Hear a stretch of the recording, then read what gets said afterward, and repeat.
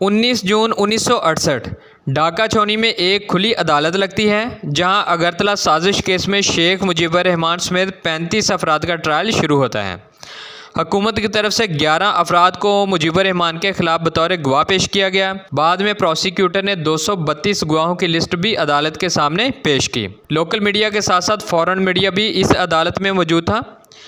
नाज़रीन, हुकूमती दावों और गवाहों की लंबी चौड़ी लिस्ट देखकर ऐसा लग रहा था कि इन मुल्ज़मान को कड़ी से कड़ी सज़ा होगी, लेकिन ऐसा नहीं हुआ। आखिर क्यों? आज की वीडियो में हम यही जानने की कोशिश करेंगे और ये जानने की कोशिश करेंगे कि अयूब खान की हुकूमत का तख्ता किसने और कैसे उल्टा गया। दोस्तों, इससे पिछली वीडियो में हमने अगरतला साजिश केस के बारे में मुकम्मल डिटेल दी है। अगर आपने वो वीडियो मिस कर दी है तो आप उस वीडियो को ज़रूर देखें। 18 जनवरी 1968 शेख मुजीबर रहमान को अगरतला साजिश केस में बाकायदा हिरासत में ले लिया गया। जब उनको अदालत में पेश किया गया तो उन्होंने इस जुर्म को मानने से साफ साफ इनकार कर दिया और इस सारी कार्रवाई को अपने खिलाफ एक साजिश करार दिया। अवामी लीग के मुताबिक ये इसलिए था कि अयूब खान हुकूमत ने मुकदमा ही झूठ पर कायम किया था। मेजर जनरल खादिम हुसैन लिखते हैं कि मुकदमा तो बहुत मजबूत था, लेकिन प्रोसिक्यूशन की गलती की वजह से केस लटक गया। बरतानवी राइटर टालबोट अपनी किताब में लिखते हैं कि प्रोसिक्यूटर ने इतने अनाड़ीपन का मुजाहरा किया कि अदालत में मौजूद लोगों को मुल्ज़मान से हमदर्दी होने लगी।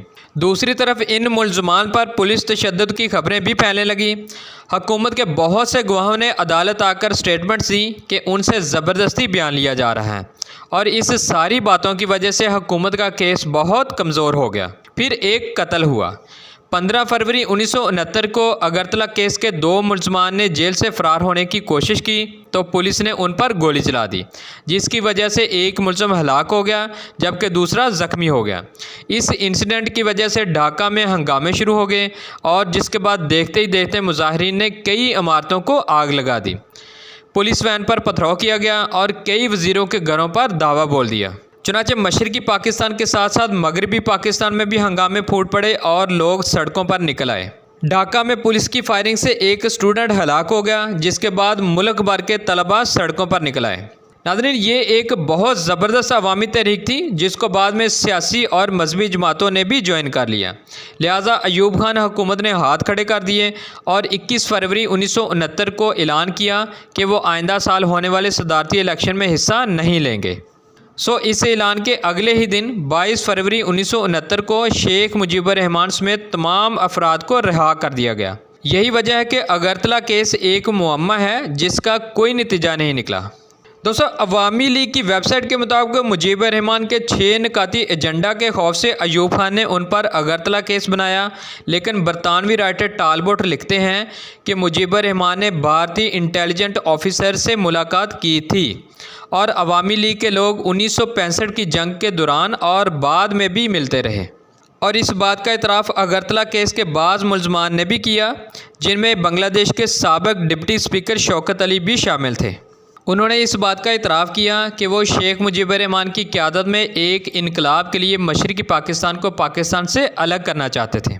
फिर यूँ हुआ कि शेख मुजीबर रहमान रिहा होकर ढाका अपने घर पहुँचे तो उनकी बड़ी बेटी शेख हसीना वाजिद, जो कि इस वक्त बांग्लादेश की प्राइम मिनिस्टर हैं, उन्हें देखकर फूट फूट कर रोने लगी। देखते ही देखते पूरा शहर उनके दरवाजे पर उमड़ आया। मुजीबर रहमान अपने घर से एक जुलूस की शक्ल में बाहर निकले तो उन पर फूलों की बारिश होने लगी।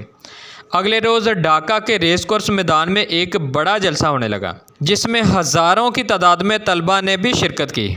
नाज़रीन, इसी जलसा में शेख मुजीबर रहमान ने एक अहम ऐलान किया। उन्होंने कहा कि मशरक़ी पाकिस्तान और मगरबी पाकिस्तान के अवाम अलहदगी हरगिज़ नहीं चाहते। वो सिर्फ़ ये चाहते हैं कि ज़िंदगी के तमाम शोबों में उनको जायज़ हक़ मिले। उन्होंने ये भी कहा कि वो साजिशों पर यकीन नहीं रखते और अल्लाह के सिवा किसी से नहीं डरते। मुजीबर रहमान जब रिहा हुए तो मुल्क में 1970 के इलेक्शन होने वाले थे, जो कि पाकिस्तान की तारीख के सबसे अहम इलेक्शन थे। ऐसे में ऑल पार्टीज़ कॉन्फ्रेंस हो रही थी जिसमें इलेक्शन और बाद के मामला तय होना थे। इसी मौका पर मुजीबर रहमान और अयूब खान की एक यादगार मुलाकात भी हुई। दोस्तों, इस मुलाकात की एक वजह थी, वो ये कि अयूब खान ने एक बयान दिया था कि मशरक़ी पाकिस्तान में बाहर से कुछ शर पसंद अनासर दाखिल हो रहे हैं और लोगों को सस्ते दामों राइफ़लें फ़रोख्त कर रहे हैं।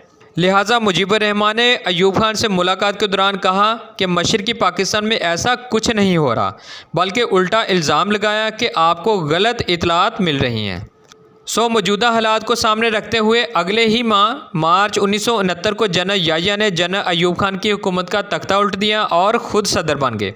मेजर जनरल खादिम हुसैन लिखते हैं कि जनरल याहिया के दौर में मुजीबुर रहमान ने मशरक़ी पाकिस्तान में बहुत सख्त ज़ुबान इस्तेमाल की।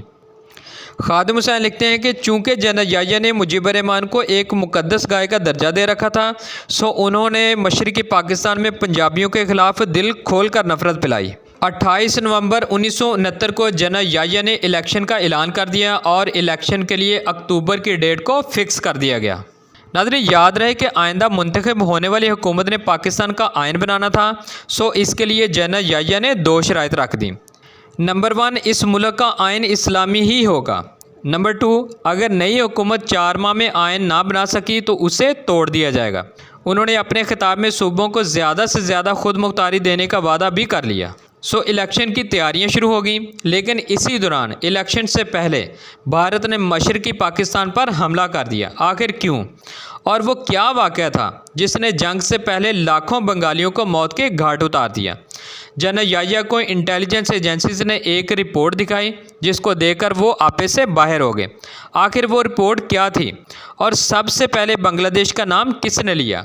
ये सब कुछ हम आपको अगली वीडियो में ज़रूर दिखाएंगे। आपका बहुत बहुत शुक्रिया। अल्लाह हाफिज़।